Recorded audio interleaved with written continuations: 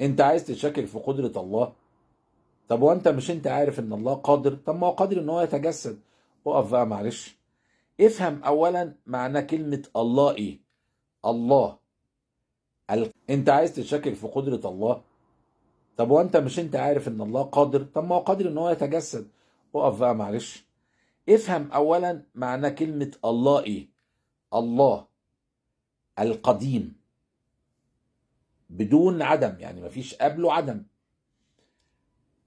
ال الاول بلا بداية، الابدي مفيش بعديه عدم. كل صفات الله موجودة معاه من القدم، من قبل خلق الكون إلى النهاية. ما ينفعش صفة فيهم تتعطل. صفات التكبر والجلال، يعني ربنا غني، يعني مش محتاج حاجة، غني عن عباده أصلا. ربنا عليم، العلم المطلق، قادر، القدرة المطلقة، متكبر، ليس كمثله شيء.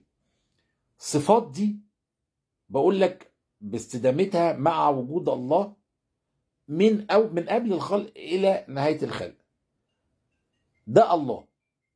طيب، الله اللي انت شايفه ده قادر ان هو يتجسد؟ السؤال ده غلط.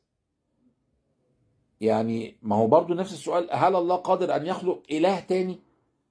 طب خليني ماشي معاك، وخلق اله تاني او تجسد. المتجسد ده مش ليه صفات الالوهيه برضو؟ طيب المتجسد ده او الاله التاني ده في وقت من الاوقات ما كانش موجود قبل ما ربنا يخلقه، فكده صفة نقص، ما ينفعش. طيب المتجسد ده محتاج دعم من اللي خلقه؟ اه طبعا. المتجسد ده زي مثلا يسوع، لما كان بيقوم عايز يقوم معجزة، فكان بيسأل مين؟ بيبص للسماء وبيسجد لمين؟ كان بيصلي لمين؟ كل دي صفات نقص. مفيش إله يصلي، مفيش إله يطلب من إله تاني، مفيش إله يطلب حاجة، يطلب عون. انت كده عطلت صفة الغنية عن خلقه، وعطلت صفات كتير قوي. طيب هل يسوع يعلم الغيب؟ لا، ما ينفعش. لا يعلم الغيب. يعني يسوع كان في فلسطين، عارف ايه اللي حصل في مصر؟ لا، ما يعرفش. وجيب لي نص لو انت بتقول لي يعرف. طب عايز عارف ايه اللي كان بيحصل مثلا في اليونان؟ لا، ما يعرفش. طيب عارف امتى هتيجي الساعة؟ لا طبعا ما يعرفش. هو نفسه قال لا يعلمها ولا ملك مقرب ولا اي حد الا الاب الذي يعلمها، ولا الابن، ولا حتى الابن. فدي صفات نقص، عدم علمه دي صفات نقص. طيب قالوا ايه عن يسوع التلاميذ؟ بطرس نفسه لما كان بيكلم اليهود بيقول لهم ايه؟ ان اله ابراهيم واسحاق ويعقوب اله ابائنا قد مجد عبده يسوع. كلمة عبده دي صفات نقص. هو عبد، يعبد الآب أو يعبد الله، صفات نقص. طيب خليني ماشي معاك ونجيب يسوع ونقول له يلا خلص لنا القصة اللي انت جاي فيها، فروح المحكمة حد يحاكمك. الإله لا يحاكم. ده نص موجود في العهد القديم في سفر إرميا على ما أعتقد. طيب بعد ما حوكم، الكلام مش عاجب الناس اللي بيحاكموه، ضربوه بالقلم، صفات نقص، ما ينفعش. اتبصق عليه، صفات نقص. شال صليبه، امر انه يشيل صليبه مذله ومهانه، صفات نقص. صلب واتمسمر، صفات نقص. اتشال ولحقوا يدفنوه عشان ما ينجسش الارض في الارض، صفات نقص. الله لا يموت، صفات نقص. طب معلش خليك معايا للاخر. يسوع قارنوا بينه وبين اي رسول. يسوع مسنود من الروح القدس، كل الدعم ليه من الآب، كل الدعم يعني من الله. طب ما هو الرسل التانية كده.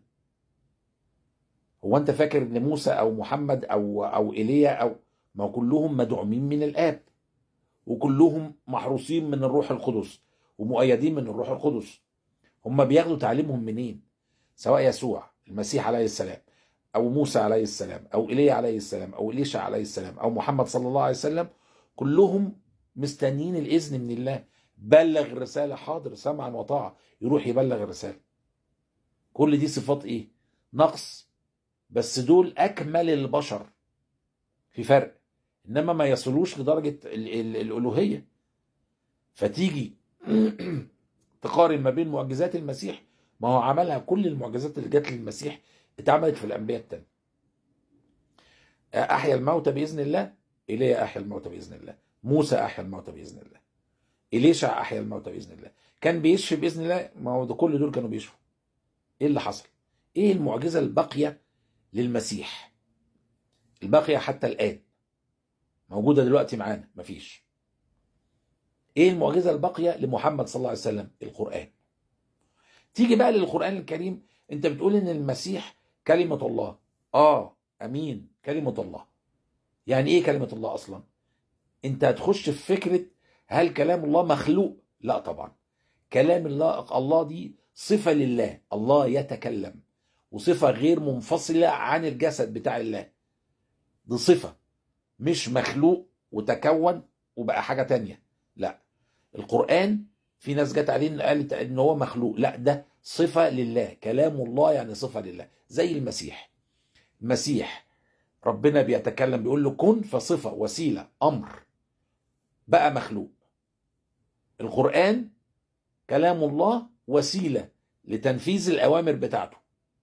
كلام الله صفة وليس مخلوق.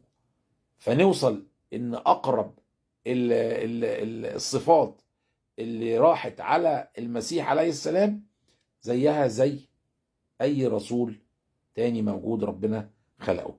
انما كل ما يتصف به المسيح عليه السلام من كمال وشرف والرسل كلهم، لكن عندهم صفات نقص لا ترتقي لصفات الله القديم الأزلي.